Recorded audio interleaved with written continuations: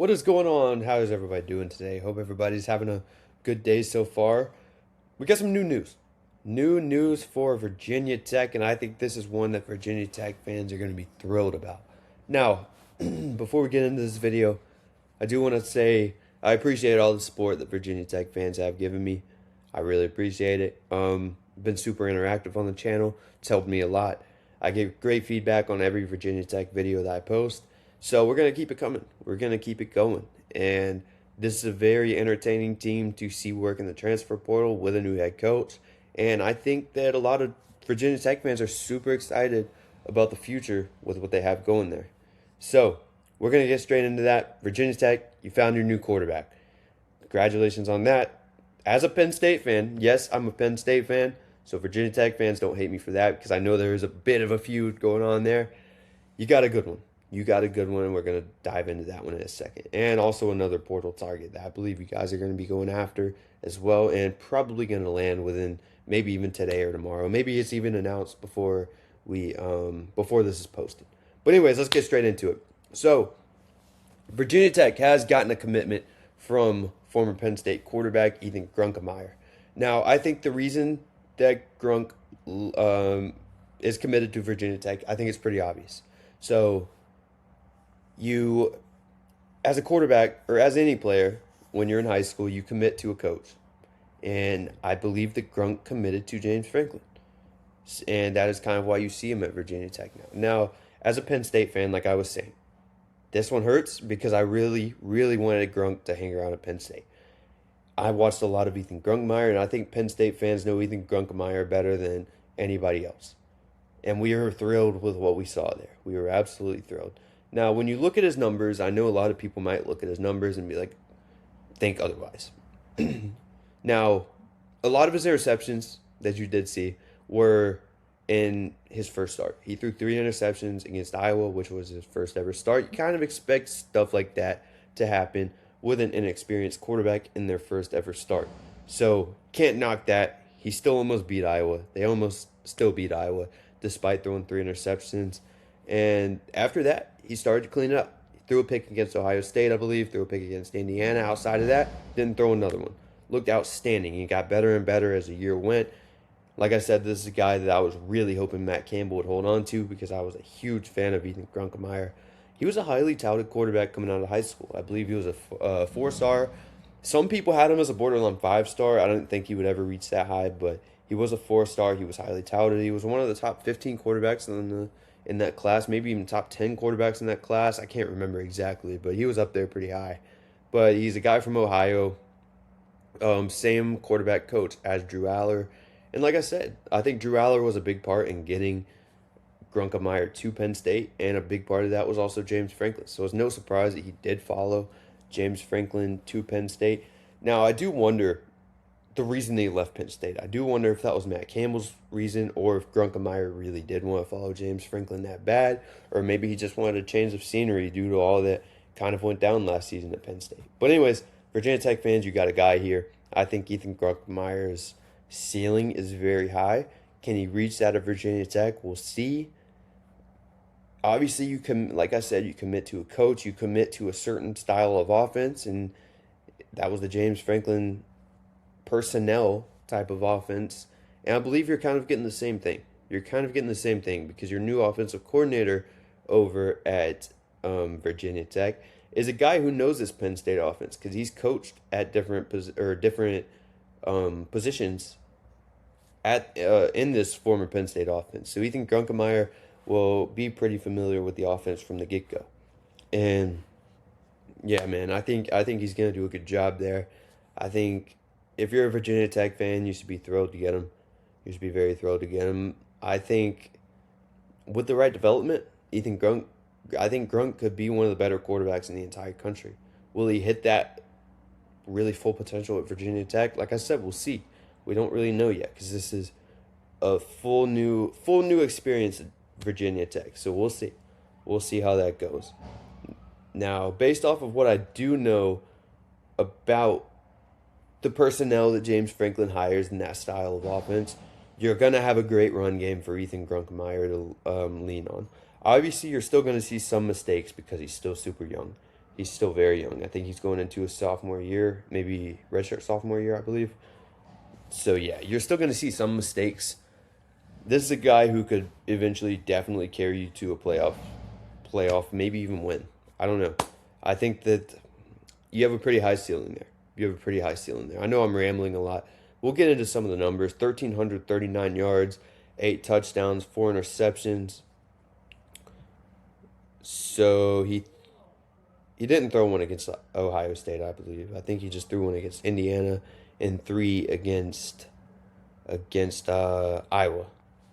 But yeah, man, in the sample size that we saw, he looked incredible. And like I said, he got better and better as the season went on. This is a guy that I was really hoping Penn State could have held on to. But unfortunately, things happen. College football is now a business, and you lose players that you want to keep. And Virginia Tech, you went out, you got a great one. So if I'm a Hokies fan, I would be super thrilled about that. Now, another target that I believe Virginia Tech is in line to get and will be landing within maybe even by the time this video goes out, and that is Luke Reynolds.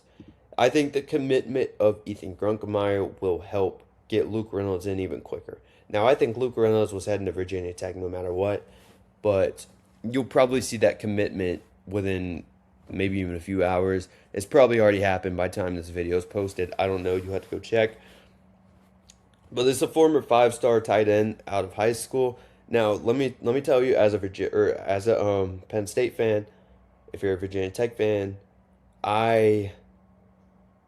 we didn't quite get what we were hoping for out of Luke Reynolds at Penn State this year. He was a little bit underwhelming, but then again, he's super young. He's very young, and he was a former 5-star for a reason. There's still that ceiling there, and I think he could potentially still hit that. I think he definitely could. You know, like I said, he's a 5-star for a reason. You're not a 5-star for no reason. Very highly touted coming out of high school. He's a big body tight end, 6'4", 253. Still going to put on some more size, I believe. I think he could very well be a threat. He could very well be a threat. Like I said, he was a little bit underwhelming for Penn State, but I think he may just not have been quite ready yet. Not quite ready to take over that starting role at Penn State with a team that had national championship aspirations. Obviously, it didn't go that way. A lot of things went down this season. It didn't end up that way. But this is another guy who originally committed to James Franklin and a certain tight end coach who is now the offensive coordinator over at Virginia Tech. So I think it's like a given that Luke Reynolds will end up at Virginia Tech. And regardless of what we saw out of him at Penn State, I know a lot of Penn State fans will probably let me know in the comments about how much they dislike Luke Reynolds. But like I said, man, he's a young kid. There's still a ceiling there. I think he hit that ceiling.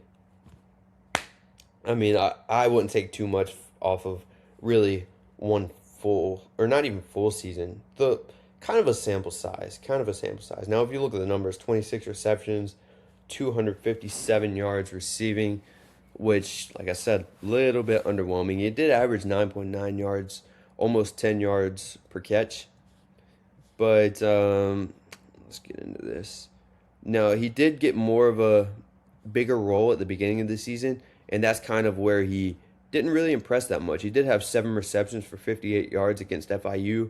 He had 4 receptions for 73 against Villanova, 4 receptions for 46 with UCLA, 2 receptions for 28 against Clemson. So yeah, his role did kind of spiral down in terms of usage towards the end of the season, when you did factor in guys like Andrew Rapplier and some other guys in that Penn State offense. But yeah, man, I'm rambling a lot, but I think Luke Reynolds could still be a very good player. And if you're Virginia Tech and you're just really trying to rebuild that program, because obviously you're picking up in a pretty bad spot. Like, Virginia Tech was not in a good spot when James Franklin came in, and he's done some pretty good work at getting guys over and trying to rebuild that roster pretty quick. So it's going to be a quick turnaround.